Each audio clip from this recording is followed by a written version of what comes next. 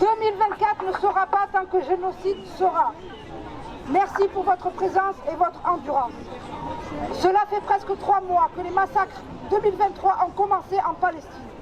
3 mois que nous mobilisons. 3 mois d'action, de pétition, de rassemblement, de challenge, de procédure, de dénonciation, d'organisation, de communication. 3 mois à soutenir le peuple palestinien, dénoncer le génocide et exiger un cessez-le-feu. Sachez que les Palestiniens et Palestiniennes meurent tous les jours sous les bombes. Les Palestiniens et Palestiniennes ont toujours des cibles et aucun lieu n'est sûr. Les Palestiniens et Palestiniennes sont toutes et tous en deuil et vivent avec un sursis permanent. La bande de Gaza subit actuellement la famine. Il s'agit tout simplement d'une arme de guerre organisée par l'armée d'occupation d'Israël. Le système de santé s'est effondré. Les retombées sont terribles et inhumaines pour les Gazaouis. Nous sommes les témoins de l'horreur. Cette horreur, c'est de comprendre que les vies n'ont pas la même valeur. On attend de nous de passer à autre chose et d'accepter la normalisation des images de terreur qui nous parviennent. Nous refusons de passer à autre chose tant que les massacres continuent. Nous refusons de devenir des coquilles vides. Nous refusons de fermer les yeux. Les Palestiniens et Palestiniennes sont guides et ils nous en inspirent. Nous voulons que ce massacre cesse et que justice soit faite. Cette manifestation a décidé de mettre en lumière les assassinats organisés de 105 journalistes par l'armée d'occupation israélienne.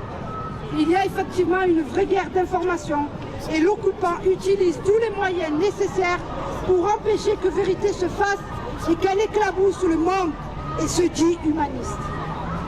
L'État colonial et sanguinaire mobilise la terreur et le meurtre de masse avec la puissance de son armée. Il est le responsable de plus de 20 000 personnes tuées depuis le 9 octobre. Merci encore à tous et on vous remercie à Urgence Palestine. Si vous voulez nous suivre, vous avez les réseaux et on vous donnera d'autres informations. Restez avec nous. Juste un peu informatif pour vous dire le bilan actuel de Gaza et de Cisjordanie. Alors, je vais vous lire quelques chiffres du bureau des médias du gouvernement qui publie une mise à jour sur les statistiques les plus importantes liées à la brutale guerre israélienne dans la bande de Gaza. Le samedi 30 décembre 2023, il y a 85 jours sur la guerre génocidaire totale, 1813 massacres, 28 672 martyrs et personnes disparues, 21 672 martyrs arrivés dans les hôpitaux, 9 000 enfants martyrs, 6 450 femmes martyrs, 312 martyrs des équipes médicales, 40 martyrs de la défense civile, 106 journalistes martyrs,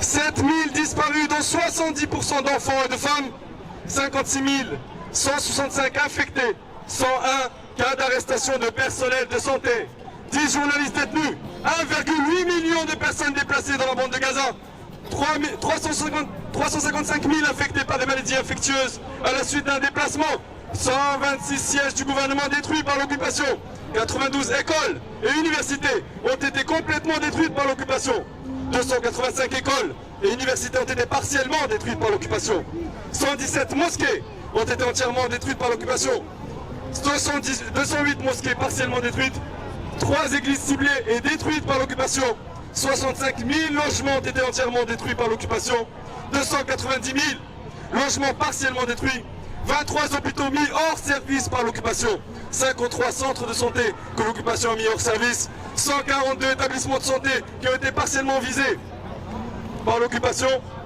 104 ambulances entièrement détruites, 200 sites archéologiques et patrimoniaux détruits par l'occupation. C'est une honte! C'est une honte! C'est une honte!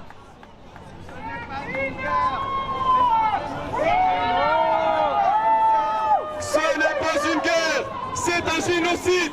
Ce n'est pas une guerre, c'est un génocide! Ce n'est pas une guerre, c'est un génocide! Ce n'est pas une guerre, c'est un génocide! Ce n'est pas une guerre, c'est un génocide! Ce n'est pas une guerre, c'est un génocide! Ce n'est pas une guerre, c'est un génocide! enfants. Je vous demande qu'est-ce qu'on veut. Qu'est-ce qu'on veut réellement? C'était